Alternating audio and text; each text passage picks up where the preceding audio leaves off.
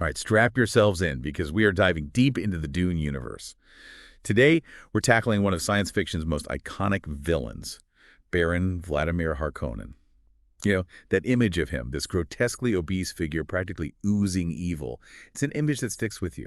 Mm. But I found this analysis we're looking at today pretty interesting. It argues there's more to the Baron than meets the eye. What do you think? Is he just a one-dimensional villain? Well, it's easy to just label him as pure evil, right? I mean, just look at him. But I think there might be something more there. This analysis really digs into the Baron's backstory, and it highlights this really intense family feud with House Atreides. And this rivalry, it's not just some small disagreement. This thing spans generations, shaping the Baron's actions and his motivations. It's like the foundation for his entire character.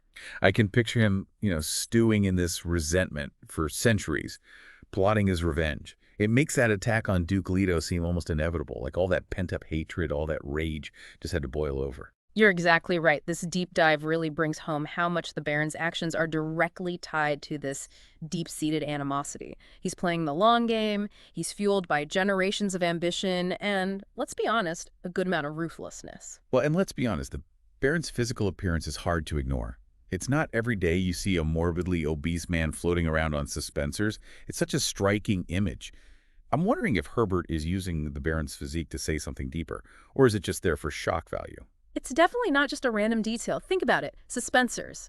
They let the Baron defy gravity. He rises above. And that kind of mirrors his ambition to rise above everyone else. And then you have his size, this constant need to consume. It speaks to a deeper hunger. It's a craving for power. The more he takes, the larger he grows, not just physically, but metaphorically, too. So his body becomes this visual representation of his insatiable ambition. He consumes Arrakis, he consumes the spice, and ultimately he wants to consume the entire Imperium. Precisely. But here's where things get even more interesting. This analysis makes a really strong point about how we can't just view the Baron in isolation. We need to think about the context, that corrupt system he operates within. You see, the Imperium in Dune is basically this feudal society full of inequality and power struggle. So it's just saying that the Baron is, in some way, a product of his environment, that maybe his villainy is a symptom of a much bigger problem. Exactly. This analysis makes a very strong argument that the Baron thrives by exploiting the weaknesses of this decaying system. It's like he's figured out how to game the system, like he's learned how to navigate the Landsrod and use the laws to his advantage. Look at how he uses the Emperor Sardaukar. He gets those elite warriors to do his dirty work. He's not breaking the rules, he's bending them. He's playing a different game altogether. That's a really great point. Makes you think about how systems can enable and even reward certain behaviors. Absolutely. Now, to understand this further, take the Baron's exploitation of Arrakis and its spice production. He is motivated purely by profit. He has absolutely no regard for the Fremen people or the ecological damage he's causing. Yeah, you're right. That ruthlessness is a stark contrast to Duke Leto. He seemed to genuinely care about the people of Arrakis. He wanted to make things better. He wanted justice and reform. And those ideas were a direct threat to the Baron's control. Exactly. The Baron sees things like justice and reform as roadblocks. He wants to maintain his power, no matter the cost. And to do that, he uses this terrifyingly effective combination of tactics. Speaking of tactics, the analysis mentions this three-pronged approach the Baron uses to hold on to his power. I'm curious to hear more about how those play out in the story. What do you think? Should we explore that a bit more? I think that's a fantastic place to go next. Let's start by examining the downfall of Duke Leto. That event really highlights how the Baron uses manipulation, violence, and alliances to get what he wants. Okay, so let's break that down. How does he use all three of these tactics to bring down House Atreides? Well, first, consider the psychological manipulation. Remember Dr. Yu? The Suk Doctor sworn to do no harm. He's the one who ultimately betrays the Atreides. The Baron knew Yu was desperate to save his wife. He understood Yu's vulnerability, and he exploited it. He played on Yu's deepest fear, his love for his wife. So he turned Dr. Yu into a pawn. It's chilling how effective that manipulation was. But what about the brute force? How does that fit into the scheme? Well, manipulation is powerful, but the Baron never shies away from violence. He launches this incredibly brutal attack on the Atreides. He uses his own troops, but the element of surprise is key. He completely overwhelms Duke Leto's defenses. Which brings us to his strategic alliances. He clearly couldn't have pulled this off by himself. Who does he get to help him make this plan work? The Baron is a master of politics. He knows how to create alliances that work for him, even if those alliances seem unlikely. For instance, he uses his position within the Landsraad to turn other houses against the Atreides. He plants seeds of distrust and resentment. He's a master manipulator. So it's this multi-layered attack. He's working on several fronts at once, using psychological warfare, brute force, and these carefully cultivated alliances. It's like he's conducting an orchestra of chaos. You got it. But there's one more element I want to point out. The Baron understands that controlling what people believe is even more powerful than controlling armies. Oh, you mean how he uses the Bene Gesserit's Missionaria Protectiva? That one always confused me a bit. Can you break that down a little? Of course, the Missionary Protectiva, it's a program used by the Bene Gesserit, that powerful sisterhood, and they use it to plant these legends and prophecies amongst the people. It's a form of control. The Baron, he sees the potential in this. He understands the power of belief, and he manipulates it for his own gain. So he's not just manipulating individuals, he's manipulating entire belief systems. He's playing 4D chess. Yeah. But how exactly does he use the Missionary Protectiva to his advantage? Well, think about it. He deliberately fuels those Fremen prophecies, the ones about a Messiah. He knows this will sow discord. It could even lead to a rebellion against the Atreides. It's all part of his plan. He's setting a trap. Yeah. And he's using the Fremen's own beliefs against them. But this makes me wonder, does the Baron believe in the power of the Missionaria Protectiva? Or is he just using it? Does he have his own faith? That's a really fascinating question, and I think it leads us to a deeper discussion about the Baron's own philosophy and theology. You see, despite his ruthlessness, there's a lot of complexity to his beliefs, and I think that's what makes him even more interesting. So we've talked about how Baron Harkonnen is this master manipulator, a ruthless strategist, and a product of a completely corrupt system. But what about his own personal beliefs? Does he have any sense of morality, or is it all just a game of power to him? Yeah, it's easy to just label him as pure evil, but this analysis suggests there might be a little more to it. It brings this idea of ruthless pragmatism, arguing that the Baron isn't driven by evil, but by a very practical need to survive and dominate. Exactly, and that's what makes this so interesting, because if we look at the Baron through that lens, his actions start to make a different kind of sense. He's not being sadistic just for fun, he's calculating, he's always thinking ahead. That cruelty is a tool, it's a way to an end. So it's like he's playing this cosmic chess game, and we're all just pawns, but does that mean he doesn't have any morals? There have to be some lines even he wouldn't cross, right? Well, that's a really tough question. This analysis doesn't shy away from the fact that the Baron does some objectively terrible things.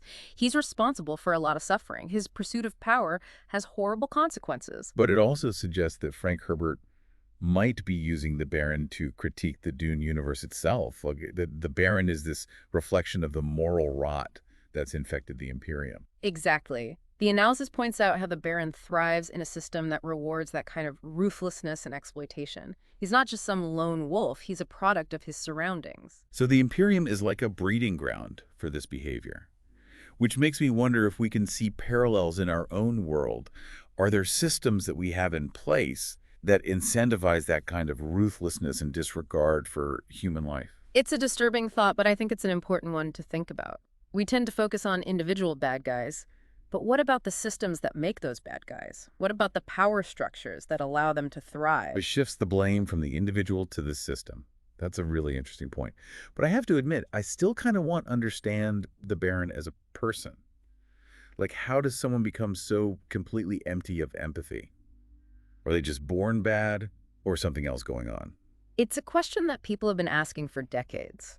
And this analysis offers some insight, especially when it dives into the Baron's backstory, the stuff revealed in the Prelude to Dune series. Oh, right. I forgot about that. There was something that happened to him, right? Something that might explain his, shall we say, not-so-great personality. Yeah, the Prelude to Dune trilogy explores the Baron's early years, and it reveals this pretty traumatic event that played a role in making him who he is. Okay, remind me, what exactly happened to him? Well, it involves a really disturbing encounter that was engineered by the Bene Gesserit. Hold on.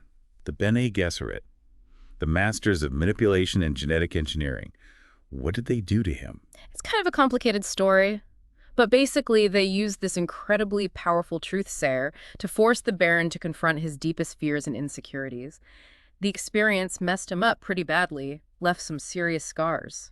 So the Bene Gesserit, in trying to control him, might have actually created the monster they feared. It's like some kind of self-fulfilling prophecy. Yeah, it's kind of a paradox, isn't it? They wanted to control him, to bend him to their will, and by doing that, they might have actually pushed him down this much darker path. It adds this whole other layer to his character, this tragic element. I mean, obviously it doesn't excuse what he does, but it makes you wonder if things could have been different. If he hadn't been through that trauma, would he still have become the Baron we know? Or could he have been someone else entirely? Yeah, it's definitely something to think about. And it brings up another point about the Baron, this defiance of any higher order or power. He messes with the Bene Gesserit's plans. He manipulates religious prophecies for his own personal gain. He even kind of mocks the whole idea of destiny. He's not just rebelling against people. He's rebelling against entire systems, whether they're religious, political, or genetic. You got it. And this brings us to another really interesting aspect of the Baron, his relationship with Paul Atreides. Oh, right. Paul's basically the opposite of the Baron. He's the Kwisatz Haderach. That's the culmination of the Bene Gesserit's breeding program. He's this messianic figure who's supposed to change the course of history. Exactly. And the Baron, in his own twisted way, sees that. He sees Paul as this huge threat, not just to his own power, but to his whole way of thinking. Paul represents everything the Baron hates: destiny, faith, some higher purpose. So their whole conflict is more than just a political power struggle. It's this clash of ideologies, two opposing forces. I think that's a great way to put it. And it's this ideological clash that elevates the Baron beyond simple villainy. He becomes the symbol of the forces that resist change, the people who cling to the old ways and fight against progress. That's a really powerful insight. And it makes me think about how the Baron's legacy goes beyond the pages of Dune. I mean, his character resonates with a lot of real-world figures, people who will do anything to hold on to power, people who exploit systems for their own gain, people who refuse to accept change. That's so true, and I think that's why he's so fascinating to us. He's this complex and disturbing reflection of our own capacity for darkness. So we've talked about his history, his motivations, his tactics, his beliefs, even his tragic past. But I still feel like we're just scratching the surface. What else is there to uncover about this guy? Well, there's one more aspect of the analysis I want to get into, and it's probably the most controversial. It has to do with the Baron's sexuality and how it's portrayed in the novel. Ooh, okay. I remember that being a pretty big topic of debate. So how does the analysis approach this? It's definitely a sensitive subject, and I want to be clear that we're talking about this from a purely analytical perspective. We're not here to make moral judgments. The analysis suggests that the Baron's sexuality, especially his attraction to young men, is portrayed in a way that reinforces his role as the villain. It's presented as just another part of his depravity, another sign that he's morally corrupt. It's a pretty strong statement. Does the analysis give any examples from the book? Yeah, it points to passages that describe how the Baron enjoys manipulating and exploiting those around him and connects that behavior to his sexuality. It also talks about how his physical appearance, the obesity, and the way he uses suspensors contributes to a sense of grotesqueness that's associated with his sexuality. So it's not just about the fact that the Baron has these particular preferences, but it's how those preferences are framed within the story. It's like they're being used as another way for him to exert power and control over others. Exactly. And that's where it gets really interesting because it makes us think about how sexuality is used in literature, especially science fiction, to code characters as good or bad. That's a really good point. How often do we see villains who have unconventional sexualities being portrayed as more monstrous or evil than the heroes? It's a trope that we see all the time, and it's something we need to be more critical of, because when we associate certain sexualities with evil, we're just perpetuating stereotypes. Right. And this analysis is encouraging us to move beyond those surface-level readings and to think more deeply about how characters are portrayed, especially when it comes to sensitive topics like sexuality. Exactly. It's important to think about these issues carefully and respectfully. So we've covered a lot today. The Baron's ruthlessness, his pragmatism, his tragic past, his rejection of authority, even the complexities of his sexuality. It's obvious that he's this really complex character. But what's next? What else can we learn from this analysis? Well, I think the main takeaway is this. Baron Harkonnen, as horrible as his actions are, is this fascinating study of what it means to be human.